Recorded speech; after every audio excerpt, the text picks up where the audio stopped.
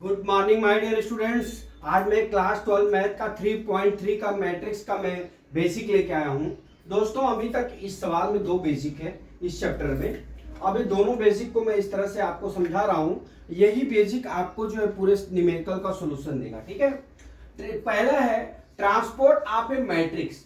Transport of A matrix means ये होता है दोस्तों, जैसे आपका ए इतना दिया है, ए बराबर ए आई जे यम इंटू यन। जब भी आपको ए डैश निकालना होगा तो क्या हो जाएगा, ए आई से यन इंटू यम, यन इंटू यम और यम इंटू यन। मतलब यह हुआ कि रो का कॉलम में और कॉलम का रो में परिवर्तित हो जाएगा। ठीक है, मतलब अभी जैसे आपको बता दूं कि मान लीजिए ए बराबर 1 2 3 4 5 6। ठीक है, अभी इसका ए डैश निकालना हो तो आपका क्या हो जाएगा, हमने क्या बोला कि रो का कॉलम, कॉलम का रो हो जाएगा। तो इसमें कॉलम है तो कॉलम का हम ऐसा कर देते हैं, क्या हो जाएगा 1 2 3। अब ये कितना हो जाएगा 4 5 6। ये हो गया हमारा ए डैश। अब जब भी ए डैश निकालेंगे, ए डैश निकालेंगे तो क्या हो जाएगा, ए भी रो का कॉलम, कॉलम का रो में परिवर्तित हो जाएगा। मतलब क्या हो जाएगा 1 2 3 4 5 6। समझ गया ना, मतलब ए डैश ए बराबर ए के होता है। ठीक है, वही चीज यहां पे प्रदर्शित किया है कि जैसे ए आई से यम इंटू यन, देन ए डैश ए आई से यन इंटू यम। मतलब रो का कॉलम में परिवर्तन बराबर और कॉलम का रो में परिवर्तन बराबर। इस तरह से ए डैश हम ए डैश निकाल लेते हैं। ठीक है, अब चलते हैं अपना दूसरा टॉपिक पे। दूसरे टॉपिक में हमारा चार जो है कंस्टेंट, चार जो है पॉइंट दिए हुए हैं।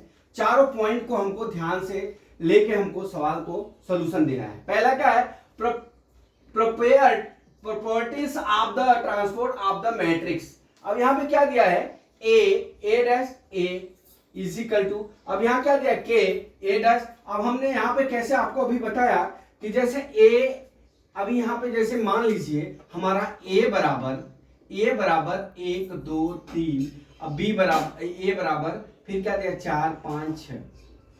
इसको आपको ए डैश निकालना है। देखिए ए डैश निकालने के लिए आपको रो को कॉलम में, ये कॉलम है, कॉलम को रो में, रो को कॉलम में, कॉलम को रो में परिवर्तित करना है। तो कितना आ जाएगा 1 2 3 4 5 6 हो गया। अब जैसे ही आप जो है इसको ए डैश और ए डैश करेंगे तो ये क्या हो जाएगा, ये वापस जो है रो से कॉलम में परिवर्तित हो जाएगा। ठीक है, तो क्या हो जाएगा 1 2 3 4 5 6।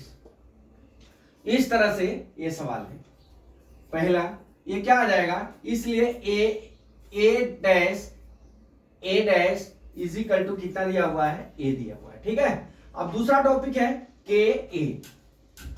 दूसरा टॉपिक क्या है, के ए डैश। ठीक है, उसी तरह से जैसे मान लीजिए के है, ठीक है, अभी ए के दिए हैं उतना ही, उस तरह से 1 2 3 इतना ही दिया हुआ। अब आपको इसको के डैश निकालना है, ए का मान इतना दिया है तो बराबर कितना हो जाएगा हमारा, अभी के ए डैश निकालना है तो ए डैश बराबर पहले हम ज्ञात कर लेंगे, कितना हो जाएगा 1 1 2 3।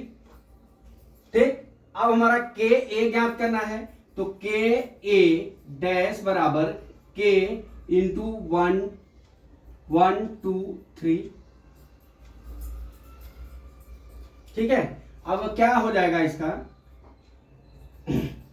अब गुणा कर लीजिए तो ए डैश बराबर कितना हो जाएगा, के 2 के 3 के हो जाएगा। ठीक, अब जैसे ही आप इसको के ए डैश निकालेंगे, अभी ये के था, के ए डैश निकालेंगे, जब भी के ए डैश निकालेंगे तो हमारा क्या हो जाएगा, के कॉमन हो जाएगा 1 2 3 में परिवर्तित हो जाएगा। ठीक, अब देख लीजिए ठीक उसी तरह से हमारा जो है ए प्लस बी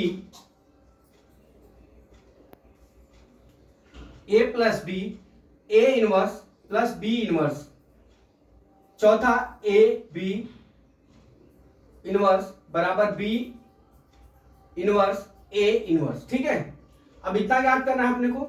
अब इसको हम अगले सवाल में आपको पूरा एग्जाम्पल के साथ समझाता हूं, क्योंकि ये जो बेसिक है इसमें भी वही होगा कि हमारा जो ए का मान दिया रहेगा और बी का मान दिया रहेगा, उसको हम ए डैश बी डैश निकालेंगे। पहले ए डैश बी डैश निकाल के उसको जोड़ लेंगे, तो हमारा जो ए प्लस बी डैश जब निकालेंगे तो दोनों इक्वल हो जाएगा। ठीक उसी तरह से ए बी है डैश, तो हम ए बी डैश पहले निकालेंगे, फिर बी डैश ए डैश निकालेंगे, तो दोनों का मान हमारा सेम होगा। तो माय डियर स्टूडेंट्स, ये खाली 4 टॉपिक है, वो जो मैं अगले सवाल में आपको सॉल्यूशन देके समझाता हूं। ये चारों टॉपिक को आपको याद करना है। चलिए हम कल अपने अगले वीडियो का वेट करते हैं। जय मां सरस्वती, जय भारत माता, जय जवान, जय किसान।